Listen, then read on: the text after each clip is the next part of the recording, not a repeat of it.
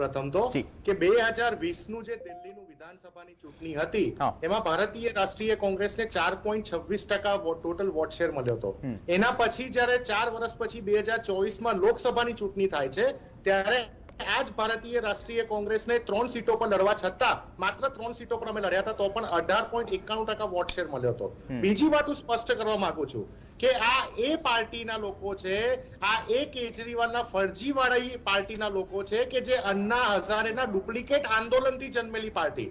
આ તમે જો કે ભારત દેશમાં જ્યાં જ્યાં પણ ભારતીય જનતા પાર્ટીની સામે કોંગ્રેસની જ્યારે સીધી જંગ હોય, પછી એ હિમાચલ હોય, હરિયાણા હોય કે પછી ગુજરાત હોય, ત્યાં આ જ કેજરીવાલે પોતાની પાર્ટીના ઉમેદવારોને એક બાતમીના આધારે એક સોપારી લઈને, ભાજપની સોપારી લઈને ઉભા રાખ્યા છે. એટલે 2002 ડાયરેક્ટ જંગ હશે.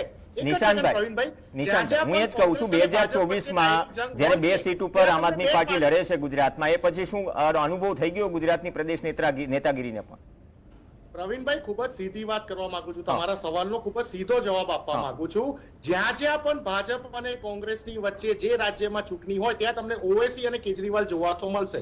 ત્રીજી વાત સ્પષ્ટ કરું, અમારે આ વખતે સેપરેટ ચૂંટણી લડવી ખૂબ જ આવશ્યક હતી, કારણ કે દિલ્હીનું અમારું સંગઠન, દિલ્હીના અમારા કાર્યકર્તાઓનો ઉત્સાહ વધારવો પાર્ટી માટે ખૂબ જ આવશ્યક હતું.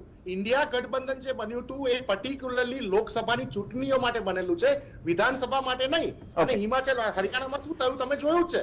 સાથે સાથે હું એ પણ કહેવા માંગુ કે આ વખતની દિલ્હીની ચૂંટણીમાં ભારતીય રાષ્ટ્રીય કોંગ્રેસે, રાહુલ ગાંધીજીએ, પ્રિયંકાજીએ, ખડગે સાહેબે જે મુદ્દા ઉપાડ્યા, અમે જે મુદ્દા ઉપાડ્યા, અમે દિલ્હીના વિકાસની વાત કરી. આ બંને ભ્રષ્ટાચારી પાર્ટીઓનું ગઠબંધન, એક બડા રિચાર્જ અને એક છોટા રિચાર્જ. બડા રિચાર્જ એટલે ભારતીય જનતા પાર્ટી, છોટા રિચાર્જ એટલે આમ આદમી પાર્ટી. તમે જો કે દિલ્હીમાં જે રીતે આ લોકોએ ભ્રષ્ટાચાર કર્યું, પછી એમસીડી નો ભ્રષ્ટાચાર હોય, 15 વર્ષ દિલ્હી કોર્પોરેશનમાં ભારતીય જનતા પાર્ટીનું શાસન, તો પણ આજની તારીખે તેના રહેણાંક વિસ્તારોમાં તમને ગટરો ખુલ્લી જોવા મળે. તમે જો કે દારૂની જે પોલિસી લાયા, શરાબ નીતિ જે લાયો કેજરીવાલ, એના કારણે એક બોટલ ઉપર એક ફ્રી. દિલ્હીના યુવાનોને નશેડી બનાવવાનું જે પાપ કર્યું એ આમ આદમી પાર્ટીએ કર્યું. એટલે લીકર પોલિસીમાં ખોટું થયું છે કોંગ્રેસ કહી રહી છે. જે કોંગ્રેસ કે જે 7 બેઠક પર ગઠબંધન કરીને મ્યુચ્યુઅલ અન્ડરસ્ટેન્ડિંગ થી દિલ્હીમાં 7 બેઠક, એક વાત અલગ છે કે એક પણ બેઠક કોઈ પણ પાર્ટીને ન મળી, પણ લડી. અને હવે જ્યારે લોકસભામાં સાથે મળીને લડો છો, વિધાનસભામાં જે હું એ જ કહી રહ્યું છું, આમ કહી રહ્યા છે કે બંનેની લડાઈ બીજેપી સામે છે. હવે તમે છોટા પેકેટ બડા પેકેટની વાત કરી રહ્યા છો, એ છોટા પેકેટ બડા પેકેટમાં અહીંયા તો ક્યાંય આમ આદમી પાર્ટી પિક્ચરમાં પણ નથી, અલગ અલગ લડી રહ્યા છે. સ્થાનિક સ્વરાજમાં હું કનેક્ટ નથી કરવા માંગતો, પણ જે સ્ટાઇલથી કોંગ્રેસ લડી રહી છે, બાય ધ વે, અરે હું તમને સાબિતી આપું પ્રવીણભાઈ. 15 વર્ષના ભારતીય જનતા પાર્ટીના ભ્રષ્ટાચાર અમારથી વધારે તો કેજરીવાલ બોલી ચુક્યા છે. તો ભાઈ સરકાર તમારી દિલ્હીમાં કેમ એક પણ કોર્પોરેટર ઉપર આજ સુધી કેસ નથી થયો? 15 વર્ષ સુધી ભાજપનું શાસન હતું એમસીડીમાં.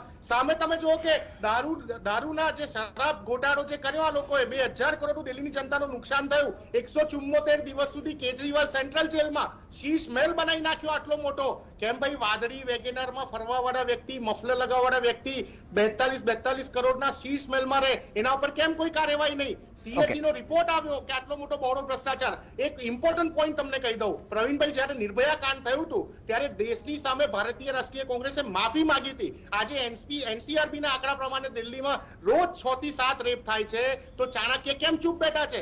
કેમ ચાણક્ય પાસે હોમ મિનિસ્ટ્રી છે? કેમ સરકાર ઉપર કોઈ કેસ કરવાની વાત નથી કરતા? કોઈ રિપોર્ટ નહીં, કોઈ ઓડિટ નહીં, કોઈ જવાબદેહી નહીં. એટલે આ બડા રિચાર્જ છે, એક છોટા રિચાર્જ છે. અમારી જંગ બડા રિચાર્જ અને છોટા રિચાર્જ બંનેની સામે હતી. અને આ વખતે દિલ્હીની કંટાળેલી જનતા કોંગ્રેસને આશીર્વાદ, એટલે જ કીધું ને કે આ જંગ જે રાજેશભાઈ જ્યાંથી જે મુદ્દાથી શરૂઆત કરી